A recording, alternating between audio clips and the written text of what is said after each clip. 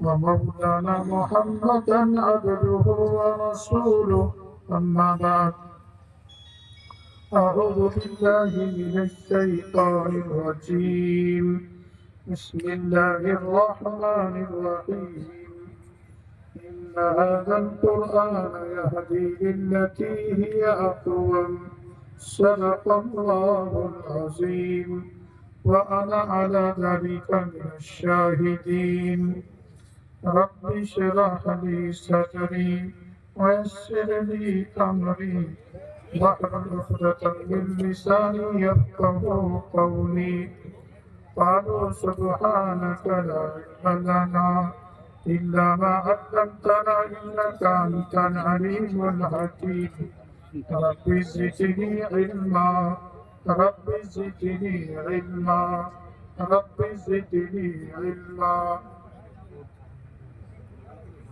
بزرگ بھائیوں، عزیز طلباء، آج مجھے مجمع کو دیکھ کر بڑی خوشی محسوس ہو رہی ہے۔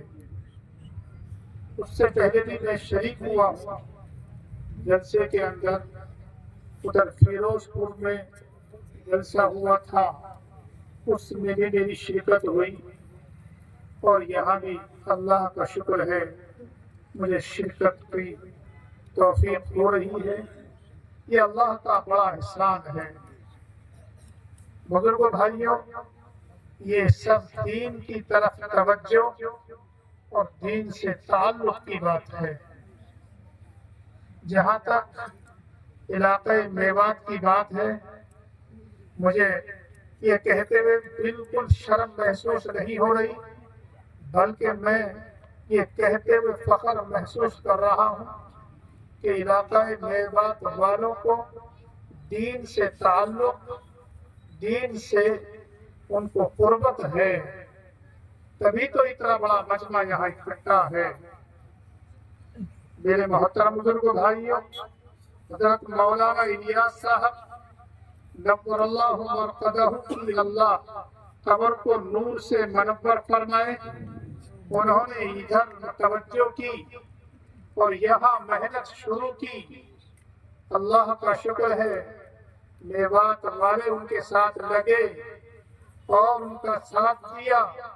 آج اللہ کا شکر ہے کہ دین کی محنت پوری دنیا کے اندر قائم ہے، یعنی تبلیغ، اس میں کوئی شک نہیں ہے۔ میں آپ حضرات سے یہ گزارش کروں گا، جس طریقے سے آپ حضرات یہاں مجمع کے اندر موجود ہیں، اسی طریقے سے آپ حضرات پوری توجہ کے ساتھ آخر تک بیٹھے رہیں۔ یہ میری آپ حضرات سے گزارش ہے، اور مجھے امید یہ ہے کہ آپ حضرات اس بات کو قبول فرمائیں گے اور آخر تک اس مجمع کے اندر آپ حضرات رہیں گے۔ مجھے یہ کہتے ہوئے خوشی محسوس ہو رہی ہے، مجھے بتلایا یہاں کے احباب نے الحمدللہ یہاں مکاتب کا نظام بہت مضبوط ہے۔ میں نے معلوم کیا بہت سے اساتذہ سے، انہوں نے خود فرمایا کہ الحمدللہ میرے پاس اکیلے 70-80 بچے آتے ہیں اور میں تنے تنہاؤں کو پڑھاتا ہوں، اور ایسے ہر گاؤں کے اندر یہ مکاتب قائم ہیں۔ ہمارے اکابر بھی یہی فرماتے ہیں کہ ہر مسجد کے اندر مکتب ہونا چاہیے، کوئی مسجد مکتب کے بغیر نہیں ہونی چاہیے۔ یہ اللہ کا شکر ہے، ہر مسجد کے اندر مکتب ہے، اور اسی طریقے سے اگر وہاں مسجد کے اندر مکتب موجود ہے اور بہت سے بچے پڑھنے والے ہیں، تو بہت سے احباب نے اپنے گھروں کے اندر مکاتب کو قائم کیا ہے۔ یہ یقینی طور پر دین سے تعلق اور مضبوطی کی بات ہے۔ یہ مجمع اس بات کا غماز ہے کہ یہاں کے حضرات کو دین سے، قرآن سے بہت لگاؤ ہے۔ میں دعا کرتا ہوں اللہ تبارک و تعالیٰ سارے مجمع کو قبول فرمائے، اور قیامت تک آنے والی نسلوں کو اللہ قبول فرمائے۔ میں نے قرآن کریم کی آیت پڑھی جس کا ترجمہ یہ ہے، بے شک قرآن کریم سیدھا راستہ بتلاتا ہے۔ جو حضرات قرآن کریم پر عمل کرتے ہیں وہ ہدایت پر ہیں، اور جو لوگ قرآن کریم پر عمل نہیں کرتے وہ ہدایت پر نہیں ہیں۔ حضرت نبی اکرم صلی اللہ علیہ وسلم نے ارشاد فرمایا، اللہ تبارک و تعالی اس قرآن کریم کی وجہ سے بہت سو کے مرتبوں کو بڑھاتے ہیں اور اسی کی وجہ سے بہت سو کو ذلیل اور خوار کرتے ہیں۔ کن کن مرتبوں کو اللہ بڑھاتے ہیں؟ جو قرآن کریم پر عمل کرتے ہیں، اللہ تبارک و تعالی اس کی وجہ سے ان کے مرتبے دنیا کے اندر بھی بڑھاتے ہیں اور آخرت کے اندر بھی ان کے مرتبے بڑھاتے ہیں۔ اور جو لوگ قرآن کریم پر عمل نہیں کرتے اس کو پسے کچھ ڈالتے ہیں، ایسے لوگوں کو اللہ تبارک و تعالی ذلیل و خوار کرتے ہیں۔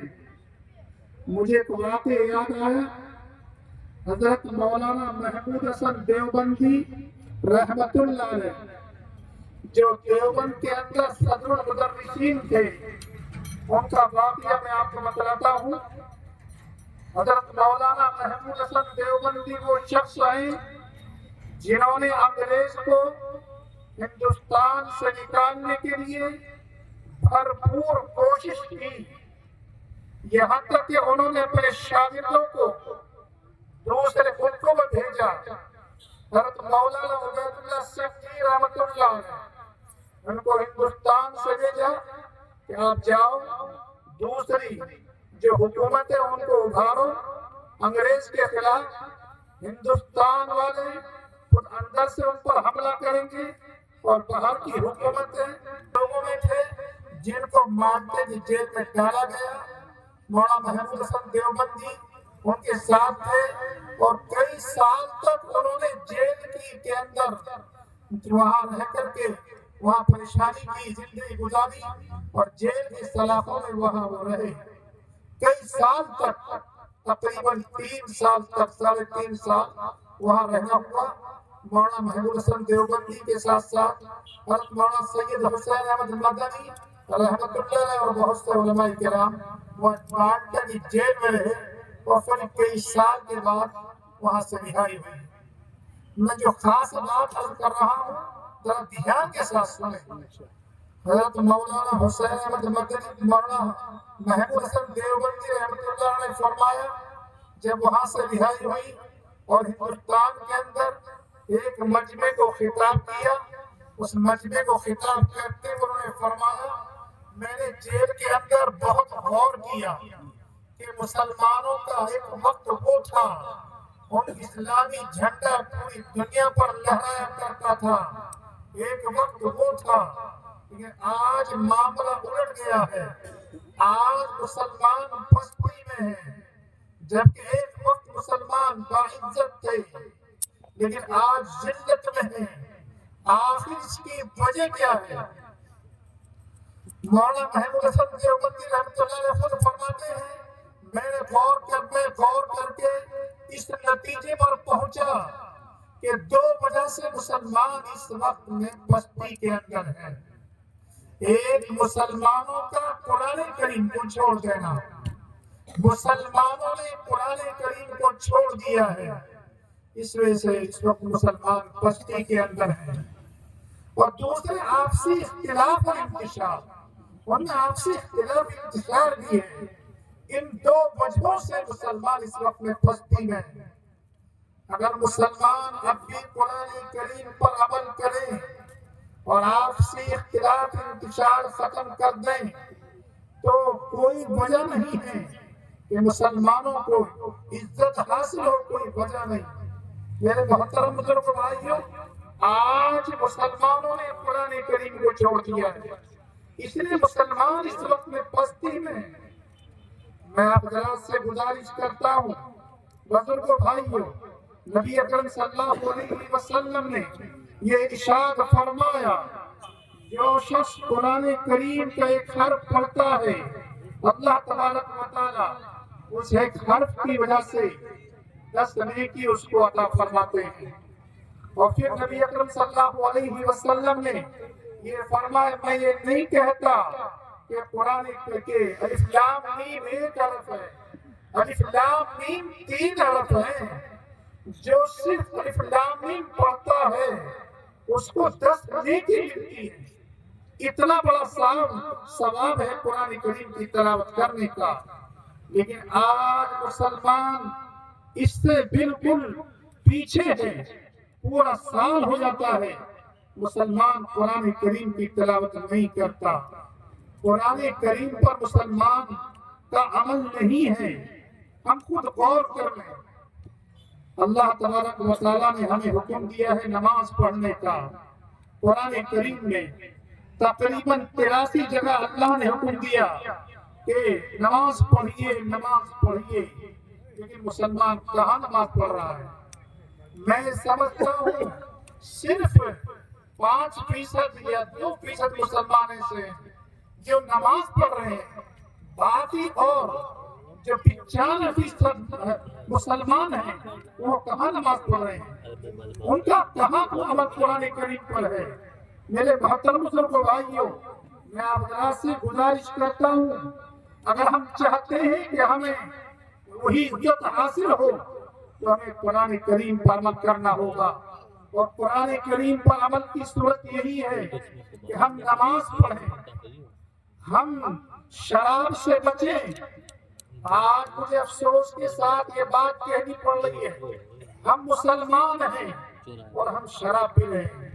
بڑے افسوس کی بات ہے، آج ہماری شادیاں ہو رہی ہیں، ان شادیوں کے اندر ڈی جے بجائے جاتے ہیں،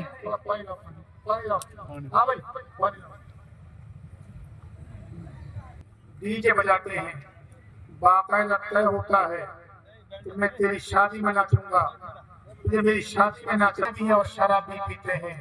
یہ مسلمانوں کا حال ہے۔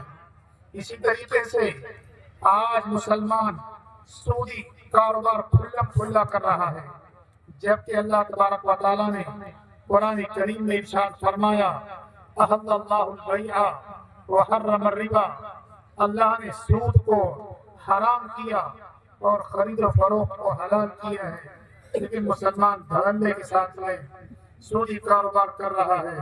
میرے محترم بزرگوں بھائیوں، اگر ہم چاہتے ہیں کہ مسلمانوں کو عزت حاصل ہو تو انہیں قرآن کریم کو مضبوطی سے تھامنا ہوگا۔